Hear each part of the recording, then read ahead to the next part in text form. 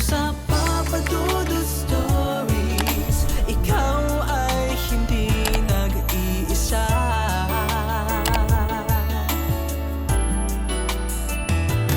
Dito sa Papa Dudut Stories, may nagmamahal sa'yo. Papa Dudut Stories, Papa Dudut Papa Dudut. Sa lahat po ng mga nakatutok ngayon, huwag pong kalimutan mag-like, mag-share at mag-subscribe. Maraming salamat po sa inyong lahat.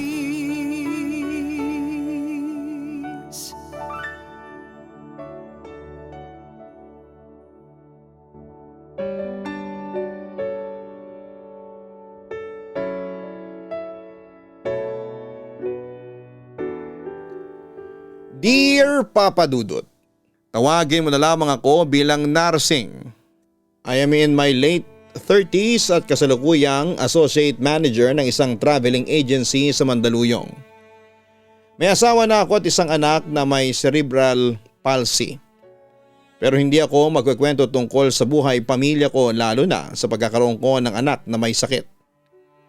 Isesentro ko na lamang, Papa Dudut, ang aking kwento a few years back, just before my marriage. Papa Dudut, involved sa sulat ko si Vicente. Hindi naman siya magagalit kung ikukwento ko sa inyo ang aming naging love story. I met him at the bar nang ipakilala siya ng aking kapatid na si Dayan. Boyfriend si Vicente ng kapatid ko. Pero nagkalabuan din silang dalawa at sa akin na ibaling ni Vicente ang kanyang atensyon. Ngunit palagi ko siyang iniiwasan dahil ayaw kong maging bad shot sa aking kapatid. Narsing, may nagawa ba akong kasalanan sa iyo? Bakit parang ayaw mo akong makita? Tanong niya sa akin isang maulan na araw. Nakahalata na kasi siya na nilalayuan ko siya for some reason. Vicente, wala kang ginawang kasalanan sa akin. Nahihiya lang kasi ako. Kunwari sabi ko na lamang noon sa kanya. Gusto ko lang namang makipagkaibigan sa iyo. Malungkot niyang sabi sa akin. Kakaibiganin mo ako for what? Anong rason? Baka naman may iba ka pang motibo bukod dyan. Diretsa ko sa kanya. Samantala, nagbuntong hininga naman si Vicente bago nagpatuloy. Okay, fine. What if I tell you na gusto kong manligaw sa iyo?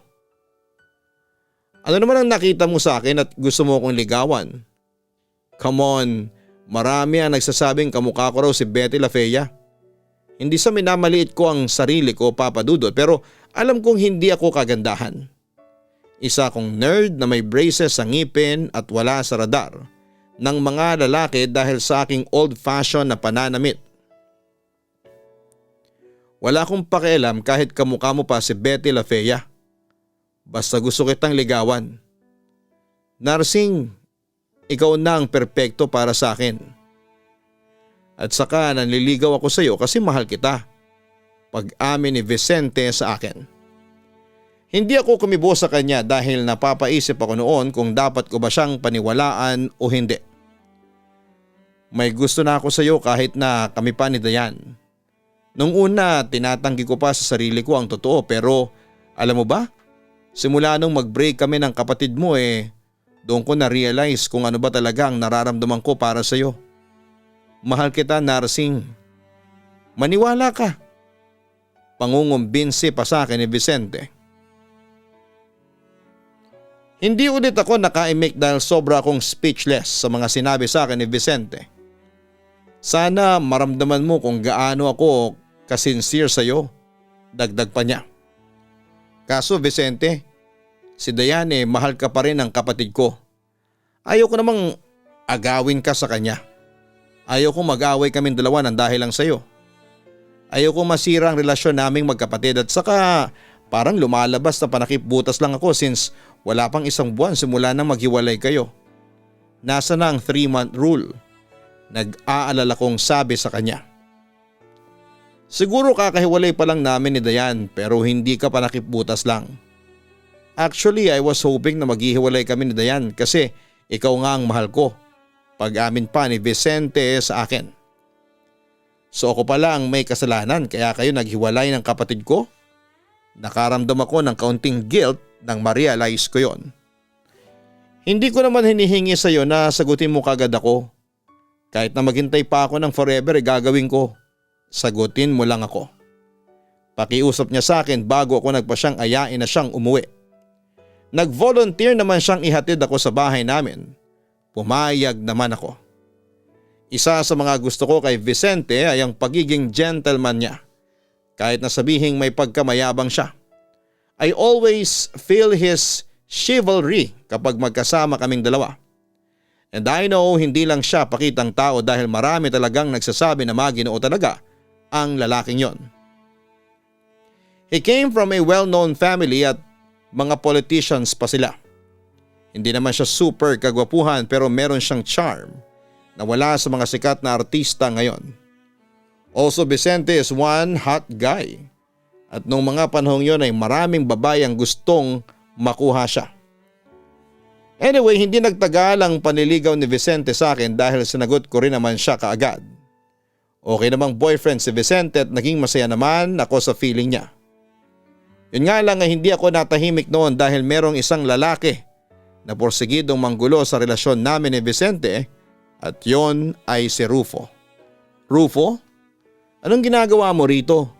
Tanong ko sa kanya nang makita ko siyang nakatayo sa tapat ng bahay namin. Kanina pa ako naghihintay rito sa labas ng bahay. Nagtago lang ako saglit nang dumating kayo ng boyfriend mo. May halong pagtatampong sabi niya sa akin. Ay naku Rufo, totoo talaga ang kasabihan na jealousy could kill. Hulaan ko. Siguro habang nandito si Vicente kanina parang sinasaksak mo na siya sa mga tingin mo. Natatawa lamang ako nang sinabi ko yon sa kanya. Oo tama ka, nagsiselos ako nursing. Gusto kong patayin ng lalaking yon kanina. Grabe kayong maghalikan ng lalaking yon. Parang matatanggal na yung labi mo dun Doon ko nakitang nagalit si Rufo na isa sa mga kaibigan ko na may lihim na pagtingin sa akin. Teka, ano namang masama kung halikan niya ako? Boyfriend ko naman si Vicente. Tanong ko sa kanya. Ako dapat ang kahalikan mo at hindi siya. Git niya sa akin. Nagulat naman ako sa mga sinabi niya pero dinaan ko na lamang yon sa biro. Nagpatuloy si Rufo sa pagsasalita. Huwag kang ang tumawa dyan. Ako dapat ang boyfriend mo at hindi ang lalaking yon nursing. Hindi mo ba alam kung gaano kasakit sa akin na makitang may kahalikang ibang lalaki yung babaeng pinakamamahal ko? Isa sa mga characteristics ni Rufo ay diretsahan siya papadudot. Kapag may gusto siyang sabihin ay sinasabi niya kaagad. Kapag gusto niya ang isang babae ay sasabihin niya yon ng walang pag-aalinlangan. Tulad na lamang ngayon. Rufo please, stop it. May boyfriend na ako. At ayaw ko nang masira pa ang relasyon ko sa kanya, ang sabi ko sa kanya. Pero sa halip na magsalita ay bigla na lamang niya akong hinalikan. Nung una ay nakuha ko pang pumalag pero mahigpit ang pagkakahawak niya sa mga braso ko. Besides ay bumigay din ako kinalaunan sa hindi malamang kadahilanan. Para bang nagustuhan ko ang mga halik ni Rufo. I'm sorry Rufo pero mahal ko si Vicente. Ang sabi ko na lamang sa kanya matapos akong makaramdam ng pag-uusig ng aking konsensya. Dahil itanggi ko man o hindi ay meron ding puwang si Rufo sa aking puso. Kumbagay silang dalawa ang naghahati ng aking puso. Hindi ako naniniwala, alam kong mas mahal mo ko, wika ni Rufo sa akin. Namutla ako dahil nahalata niya ang aking totoong nararamdaman. Please Rufo, enough. Maayos sana ang buhay namin ni Vicente kaso bigla kang pumasok sa eksena. May paninising sabi ko sa kanya. So parang sinisisi mo pa ako? Nasasaktang tanong niya sa akin. Huwag mo nang guluhin pa ang pag-iisip ko please. Demand ko sa kanya. Pagkatapos ay nagpasya na akong umalis at iwan siya. Papadudot kung i-describe si Rufo in one word I would say aggressive. Agresibo siya na agawin ako noon mula sa boyfriend ko. Rufo is madly in love with me and he will do everything para lamang mapatunayan niya sa akin na he's worthy to be loved than Vicente. Nagmula si Rufo sa isang buena familia pero hindi siya katulad ni Vicente na ultimate charmer. Hindi siya kagwapuhan pero hindi naman siya pangit. Besides ay marami ang nagsasabi na mas bagay siya sa akin kasi hindi naman ako sobrang kagandahan. Anyway, dahil sa pagiging aggressive ni Rufo at sa pagmamahal niya sa akin, nang walang kapalit ay unti-unting nagbago ang nilalaman ng puso ko. May mga hinahanap ako kay Vicente na hindi ko makita sa kanya and unfortunately ay nakita ko kay Rufo yon. With that, I started to love Rufo at natuto akong mangaliwa sa boyfriend ko. Yes, naging two-timer ako. Namangka sa 2 ilog pero hindi rin nagtagal ay kinailangan ko ding mamili at gumawa ng desisyon kung sino sa 2 mamahalin ko at ang pakakawalan ko. Hanggang isang araw, inakala kong naliwanagan na ako sa aking totoong nararamdaman. Patawarin mo sana ako pero gusto ko nang makipag-break sa iyo. Yun ang sinabi ko noon kay Vicente na halatang gulat na gulat sa mga sinabi ko. Ano, nursing naman eh. Pero bakit? Anong nagawa kong kasalanan sa iyo? Nursing naman, please. Huwag mo naman sanang gawin sa akin to. Nanlulumong sagot sa akin ang aking boyfriend. Vicente, sorry pero I just realized that our relationship isn't working. Pagtatapat ko pa sa kanya. Ano pagkatapos ng lahat? Pagkatapos kong ibigay sa iyo ang lahat tapos sasabihin mo lang na hindi nagwo-work ang relationship natin? That's ridiculous. Protesta niya. Si Rufo ba? Siya bang dahilan kaya gusto mong makipag-break sa akin? Seryosong tanong niya sa akin. Hindi naman ako nakaimik dahil guilty rin naman ako at ayaw ko nang madagdagan pa ang kirot na nararamdaman ni Vicente ng mga sandaling yon. Nung isang buwan, nakita ko kayo ni Rufo na magkasama. Masayang masaya ka na kasama siya. Ang sweet nyo ngang dalawa eh. Nagselos ako noon, nursing. Gusto ko kayong lusubin lalo na ang lalaking yon pero nanghina ang loob ko. Hindi ko yun sinasabi sa iyo kasi natatakot ako magkaroon ka ng dahilan para hiwalayan ako. Tiniis ko yun, nursing. Tiniis ko ang sakit, nagpakatanga ako. Kasi hinayaan kitang lokohin ako. Nagbulag-bulagan na lang ako. Ginawa ko yun, nursing, kasi ayaw kitang masaktan. Paglalahad ni Vicente sa akin. Inusig naman ako ng aking konsensya pero kailangan kong panindigan ang aking desisyon. Hindi ko naman sinabi sa iyo na gawin mo yun sa akin. Ang hirap kasi sa iyo, masyado kang mabait. Yun ang ayaw ko sa iyo. Hindi kasi tayo bagay kasi gwapo ka at pangit ako. Mabait ka habang walang hiya naman ako. Vicente, naiintindihan mo ba? Hindi tayo bagay sa isa't isa. Ayaw ko sa ugali at sa itsura mo kasi nanliliit ako sa sarili ko. Nilalait ako ng mga tao kasi may boyfriend akong alangan sa akin. Si Rufo, bagay kami. Kasi pareho kami. Kaya nga mas pinili ko siya kesa sayo. Katwiran ko sa kanya. I'm sorry Vicente but my decision is final. I want a breakup. Yun ang huling sinabi ko sa kanya bago kami tuluyang nagkahiwalay.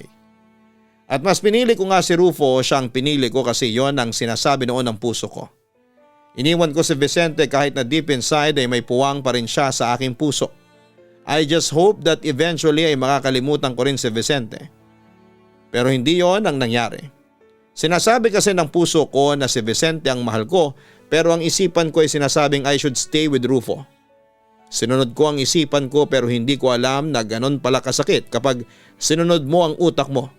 Dahil sa ginawa ko, Papa Dudut, yes I admit I'm a fool. Isa akong tanga, isa akong malaking pagkatanga-tanga. Papa Dudut, nakisama ako kay Rufo ng mahigit 5 taon kahit na si Vicente ang nilalaman ng puso ko. Mahal ko rin naman si Rufo in all fairness pero kasi iba yung nararamdaman ko para kay Vicente. Kumbaga special yung ex-boyfriend ko but I decided to keep my real feelings private. Kasi ayaw kong makasakit ng damdamin ng iba. Pilit ko na lamang minahal si Rufo at sa hinahaba-haba ng relasyon namin ay nagplano na kami para magpakasal.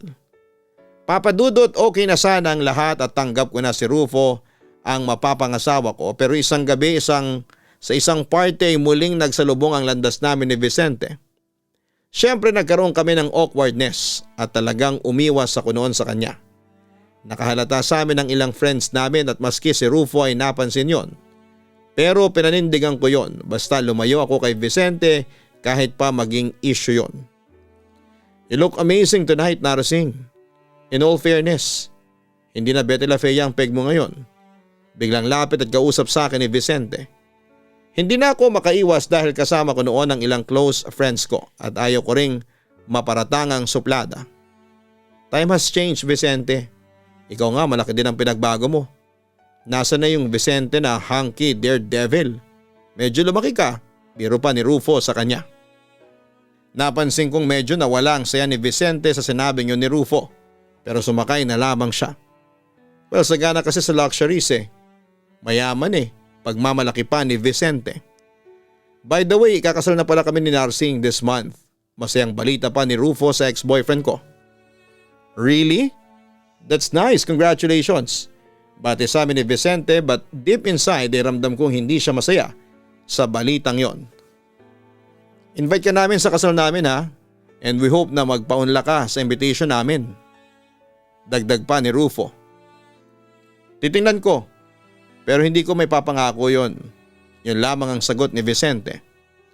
Mamayang kaunti ay tinawag na ng isa kong kaibigan si Rufo kaya umalis muna siya ng saglit. Bala ko rin sanang lumayo na pero nakahalata si Vicente at pinigilan niya ako. Kanino ko pang napapansin na iniiwasan mo ako? Diretsa sa akin ang ex ko. Walang dahilan para iwasan ka, kunwari tanggi ko sa kanya. At saka wala nang dahilan para mag-usap tayong dalawa, ang sabi ko pa sa kanya. Bakit, nakukonsensya ka pa rin ba hanggang ngayon? Dahil sa ginawa mong panluloko sa akin dati? Diretsa niya sa akin. Forget it, Vicente. Matagal na yun. Protesta ko sa kanya. Ikaw ang hindi makalimot, Narsing. Actually, ako dapat ang umiwas sa'yo. Ako dapat ang bitter kasi ako yung naloko. Pero hindi eh. I'm here talking to you in a casual way. Wika pa niya sa akin. Kung nakalimot ka na, then leave me alone. Bulong ko sa kanya. Ayaw ko kasing gumawa ng iskandalo. Hanggang ngayon pa rin ba iisip bata ka pa rin? Hindi ka pa rin nagbago, Narsing. Natatawa tila nangiinsultong sabi niya sa akin. Wait, I'll give you something. There you go. Business card? Anong gagawin ko dito? Sarkastikong tanong ko sa kanya habang tinitingnan ko ang nakasulat doon. Itago mo yan. Don't hesitate to call me. Hihintayin ko ang tawag mo, Narsing. Sabi niya sa akin sabay talikod. Samantala imbes na itapon ay ewan ko ba kung bakit tinago ko pa ang calling card na ibinigay niya sa akin. And 2 days after ng party na yon ay naisipan ko siyang kumustahin. Papa Dudot, that started our communication. Sinekreto ko syempre yon kay Rufo. Anyway, halos araw-araw ay tinatawagan ako ni Vicente para mangumusta. Mangulit at minsan ay para magpayo. He's more than a friend. At sa madalas naming pagkikita at pag-uusap ng palihim ay mas tumindi ang pagmamahal ko sa kanya. Until one day, nagising na lamang ako na si Vicente na ang gusto kong makasama over Rufo. At yun din ang naging mitya para mangaliwa ulit ako. Pero Papa Dudot, nakonsensya din ako kinalaunan. Naipit ako sa dalawang nag-uumpog ang mga bato. Hindi ako makapag-decide kung itutuloy ko ba ang pagpapakasal kay Rufo or iiwanan na siya para sumama kay Vicente. Yes, I'm in love with Vicente pero hindi ko magawang hiwalayan si Rufo dahil ayaw kong mapahiya at maiskandalo ang kanya-kanya naming pamilya tulad ng nangyari sa kaibigan namin. Papa Dudot, it was confusing that time. Hindi ko alam kung ano ang gagawin ko kaya isang araw, exactly 1 month na lang at ikakasal ka na kay Rufo. Malungkot na wika sa akin ni Vicente habang kausap ko siya noon sa phone. Yun nga tipid kong sagot. Aaminin kong nagkaroon ako ng second thought kung dapat ko pa bang ituloy ang pagpapakasal kay Rufo. Hindi ka ba masaya? Panunubok pa sa akin ni Vicente. Parang hindi pa ako handa, tipid kong sagot sa ex-boyfriend ko. Kung ganun huwag kang magpakasal. Narsing, kaya ka ba hindi handa kasi naguguluhan ka kung mahal mo ba talaga si Rufo? muling panunubok niya sa akin. Vicente, paano kung sabihin ko sa iyo na mahal pa rin kita? Anong magiging reaksyon mo? Ako naman ang nagtanong sa kanya, revealing my true feelings for him. I really knew it, halata sa boses ni Vicente na hindi na siya nagulat sa ipinagtapat ko. Sa totoo lang ay naguguluhan ako sa mga nararamdaman ko. Actually for 5 long years ay hindi naman kita nakakalimutan. Yes, my mind tells me that I should love Rufo. But my heart tells me that I should love you instead of him. Hindi ko alam kung sino ang susundin ko. My heart or my mind? Tanong ko pa sa kanya. Siyempre sundin mo yung puso mo. Payo pa niya sa akin. Huminga naman ako ng malalim bago nagsalita. Alam kong mali itong nararamdaman ko, Vicente. Kasi ikakasal na ako 1 month from now. Pero kasi hindi ko makontrol ang sarili ko na mahalin ka. What should I do? Mahalin mo ko, Narsing. Just love me. Diretsang sagot niya sa akin. Ginawa mong komplikado ang buhay ko, Vicente. Naguguluhan kong sabi sa kanya. Hindi magiging komplikado ang buhay mo kung hindi mo lang ako niloko dati. Aniya. Well, tama naman siya. Pinagsisisihan ko na yun, Vicente. Naiiyak kong wika sa kanya. Itutuloy mo pa ba ang pagpapakasal kay Rufo? Seryosong tanong ni Vicente sa akin. That time, hindi ko talaga alam ang isasagot ko sa kanya. Hindi ko alam, Vicente. Hindi ko pa alam. Magkita tayo sa linggo. Tutulungan kitang makapagdesisyon. Suhestyon niya sa akin. Agad naman akong pumayag. Papadudot, hindi na ako halos makatulog pagkatapos noon. I also rejected all the calls came from Rufo para makapag-isip-isip ako. Pero labis akong naguluhan. My heart tells me that I should go with Vicente, but my mind is telling me that I should stay with Rufo and marry him. Sinasabi rin ng utak ko na piliin ko si Rufo. Dahil kapag iniwan ko siya ay mag-iiwan ako ng kahihiyan sa lahat at kamumuhian ako ng lahat, lalo na ang pamilya ko na nakasalalay ang reputasyon.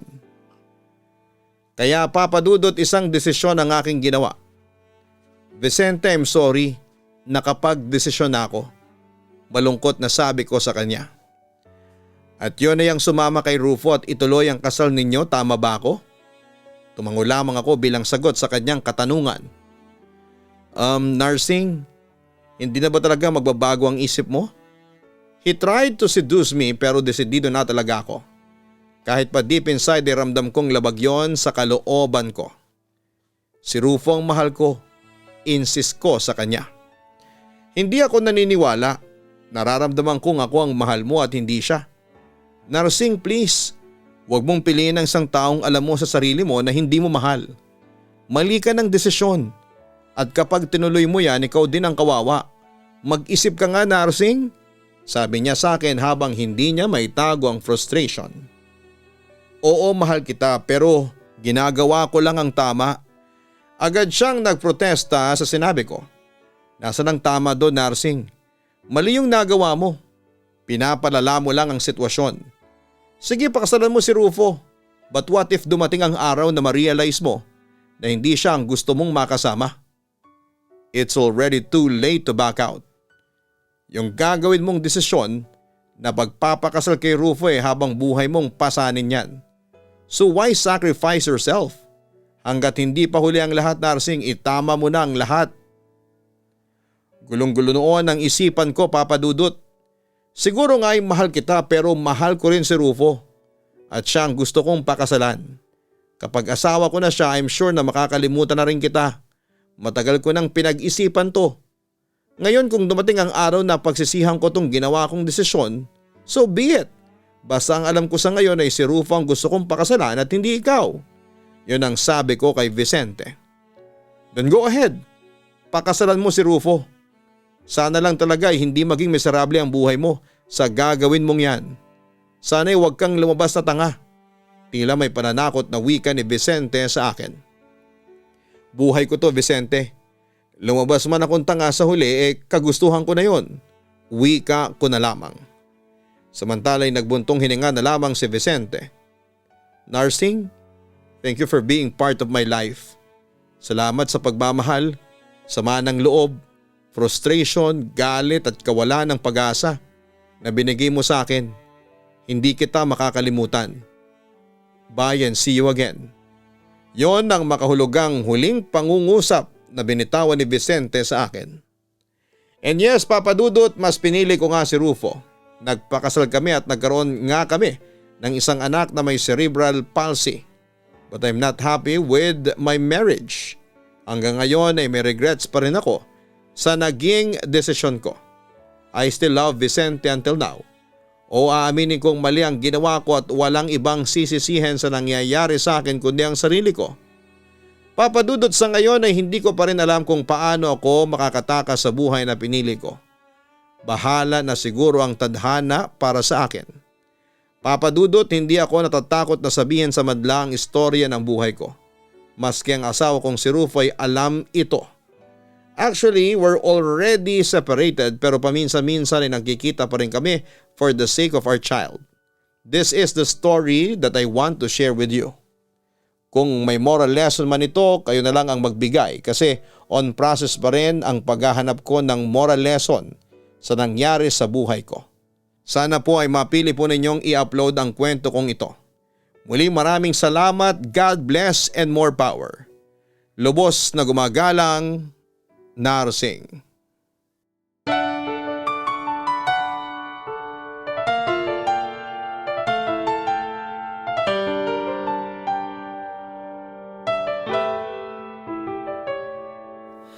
Ang buhay ay mahiwaga, laging may lungkot at saya. Sa Papa Dudut Stories, laging may karamay ka.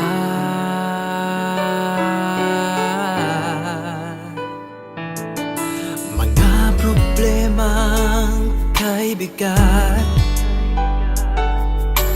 dito ay pakikinggan ka. Sa Papa Dudut Stories, kami ay iyong kasama.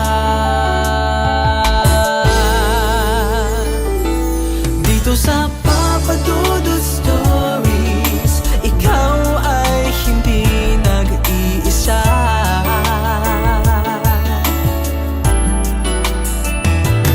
Dito sa Papa Dudut Stories, may nagmamahal sa'yo.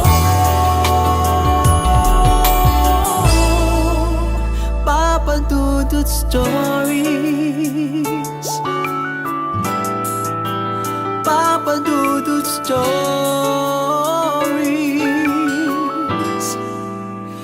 Papa Dudut Stories.